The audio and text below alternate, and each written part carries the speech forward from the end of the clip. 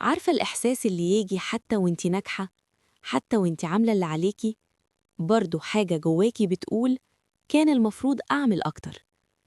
الإحساس ده مش لأنك قليلة ولا لأنك فاشلة، ده غالباً لأنك قاسية على نفسك زيادة عن اللزوم.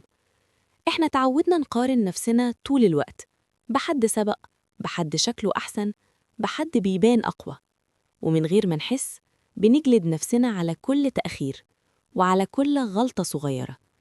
بس خليني أقولك حاجة بهدوء، انتي مش مشروع تحسين مستمر، انتي إنسانة. مش كل يوم لازم تبقي في أحسن نسخة، ومش كل نجاح لازم يبقى كامل، ومش كل مقارنة حقيقية أصلاً. تقديرك لنفسك مش المفروض يطلع من رأي الناس، ولا من أرقام، ولا من إنك تبقي أحسن من غيرك. تقديرك لنفسك يبدأ لما تعترفي بتعبك، وتحترمي محاولاتك، وتبطلي تحاسبي نفسك كأنك عدوها مش صاحبتها.